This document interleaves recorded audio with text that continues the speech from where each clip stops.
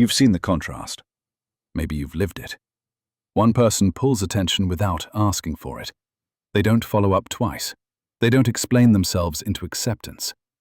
Somehow, people come to them.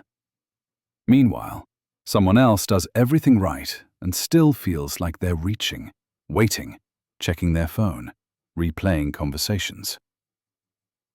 Same room, same opportunities, completely different gravity. You can feel it in your body when you're on the chasing side, the slight tightness in your chest, the urge to do something so the silence doesn't stretch too far. You tell yourself you're just being thoughtful, just being proactive, just being considerate. But the effort never seems to land the way you expect it to. I used to think the people who never chased were just luckier, better looking, more confident, or secretly colder than they let on. I told myself I just cared more, and that caring was a virtue that would pay off eventually. That belief kept me stuck longer than I want to admit. Here's the promise I'm making you. If you've ever felt like you're always the one leaning forward, texting first, clarifying, reassuring, smoothing things over, you're about to understand why that keeps happening, and how to stop chasing without becoming distant, bitter, or fake. Most people think chasing is about desire. It's not. It's about positioning. Some people don't chase because they don't need to. Others chase because they've been trained to. And that training usually happened long before adulthood. Watch how this plays out in real time. Someone sends a message and doesn't get a reply right away. One person shrugs and goes about their day. The other starts narrating reasons in their head. Maybe they're busy. Maybe I said something wrong. Maybe I should follow up so they don't forget. That second reaction isn't about interest. It's about regulation. It's about needing the response to settle your nervous system. And people can feel that, even if you never say it out loud. They hear it in the pacing of your replies. They sense it in how quickly you try to close the gap. They pick it up in the way your energy leans forward before they've even decided where they stand. At work, it shows up as the person who keeps circling back for alignment. They want everyone comfortable. They want clarity. They want to make sure nothing's misunderstood. Meanwhile, someone else states their position once and lets the silence do the rest. Guess who gets deferred to? Not because they're smarter, because they look settled without agreement. I've watched this happen in meetings where the outcome was decided before the discussion even finished. One person would keep adding context, answering questions no one asked, softening their stance so it didn't feel threatening. Another would speak once, clearly, and then stop.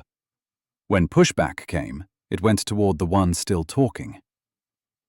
In relationships, it's even clearer. One person checks in constantly. Are we okay? Did that bother you?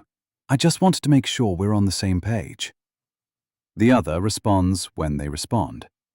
They don't rush to repair what hasn't broken. And over time, the dynamic tilts. Not because one person is cruel, because one person appears less dependent on the outcome. This is the part people resist.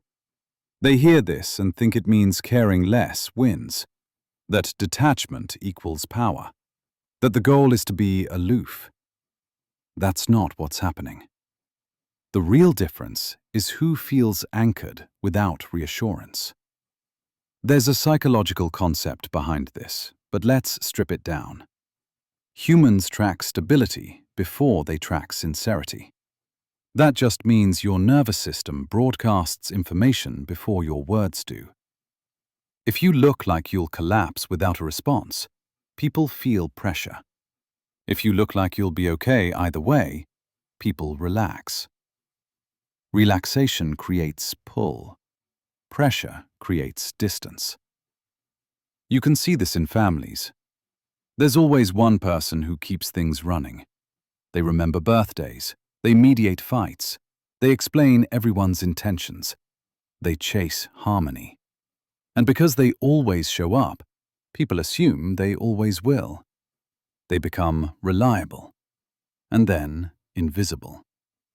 They're the one people call when something breaks, the one expected to adjust plans, the one who gets thanked in passing, but rarely deferred to when decisions are made. The sibling who says less, shows up when they show up, and doesn't rush to fix tension, gets more space. Not because they're kinder, because their presence isn't guaranteed. That absence of urgency changes how people respond. Here's where this starts to sting. Most chasers don't chase because they want to control. They chase because they learned early that staying connected required effort. They learned that silence meant danger, that distance meant something was wrong. Maybe you were the kid who had to read the room, the one who smoothed things over, the one who learned that being low maintenance kept you safe. So you filled gaps, you adapted, you leaned in. That strategy kept you safe once. It doesn't serve you now. And the cost isn't obvious at first. It shows up slowly. You start to feel like you're always auditioning, like you have to earn calm, like if you stop trying, things will fall apart. That belief keeps you in motion. Now watch how the opposite type moves. They're not reckless, they're not indifferent. They just don't rush to close space that hasn't been closed. They don't chase clarity the moment discomfort appears. That restraint has a cost. They sit with awkwardness. They risk being misunderstood. They let people project onto them longer than feels comfortable. They get labeled distant, or cold, or hard to read. Most people can't tolerate that, so they chase instead. Here's a moment you'll recognize. Someone pulls back slightly. Fewer messages, shorter responses, less enthusiasm. The chaser notices immediately. Their body tightens. Their mind starts writing explanations. They think the solution is communication, so they reach out. They clarify. They ask what's going on.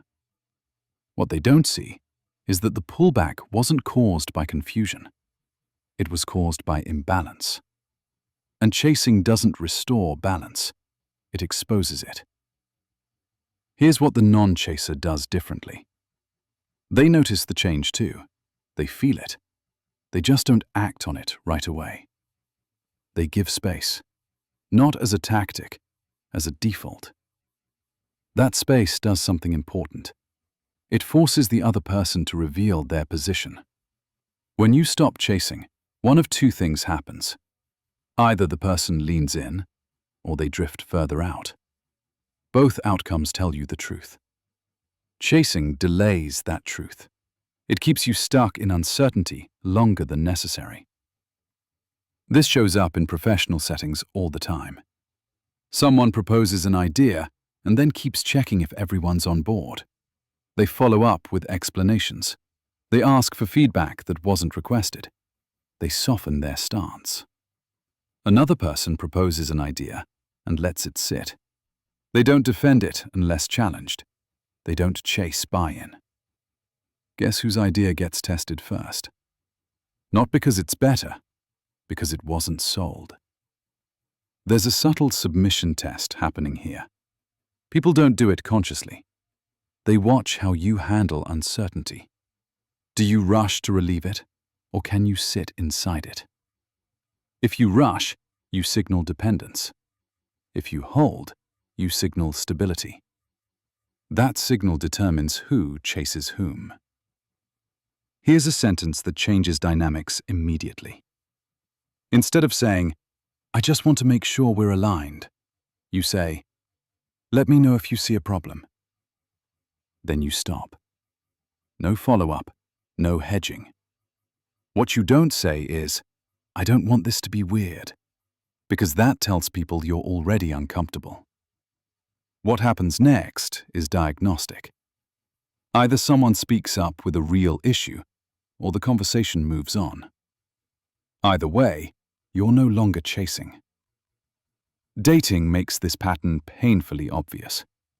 The person who never chases isn't playing games. They just don't overinvest before there's evidence to justify it. They don't try to lock things down emotionally before momentum exists. The person who always chases confuses vulnerability with acceleration. They open up fast. They explain intentions early. They try to secure the bond before it's stable. That doesn't create closeness. It creates pressure. Pressure makes people back up. This is why you see the same story repeat. One person says, "I don't know why this keeps happening to me." It's not bad luck. It's a pattern of overextension. And again, this isn't a moral failure. It's a learned response. A lot of people were rewarded for chasing early in life. They got praise for being helpful, understanding, accommodating. They learned that connection came from effort. So they keep applying effort where what's needed is containment. Containment looks boring from the outside. It looks like not reacting, like not rushing, like not filling every silence. But inside, it takes work. You feel the urge to reach out, and you don't. You feel misunderstood, and you let it breathe. You let the moment pass without correcting it. That restraint costs something. Anxiety, doubt, social friction. Most people never pay that cost, so they never experience the shift. Here's a practical moment to anchor this. Someone says something ambiguous. You don't know where you stand. Normally, you'd ask, clarify, smooth it over. This time, you don't. You respond normally. You keep your routine. You don't withdraw. You don't pursue. What happens next reveals the dynamic. If they care, they adjust. If they don't, they fade. Either way, you stop carrying the weight alone. That's the core difference. Non-chasers don't force resolution. They let alignment reveal itself. This doesn't mean being passive. It means being anchored. Anchored people don't chase because they don't need immediate relief. They trust their ability to handle whatever comes next. That trust is felt. You can see it in body language, slower movements, fewer words, clean endings to sentences. None of that is accidental. Here's your 24-hour test. Tomorrow, notice the first moment you feel the urge to chase, to follow up, to explain, to reassure. Don't suppress it. Just don't act on it immediately. Wait. If action is still needed later, it will be clearer. If it isn't, you'll feel the release. That pause is where leverage lives. Thanks for being here. If this names something you've lived, hit like. Subscribe if you want more of this kind of clarity. And if you're willing, leave a comment with the moment you realized chasing never brought you closer. Final thought. Some people never chase because they learned how to stay steady. Others chase because they were taught to earn peace. Only one of those creates pull.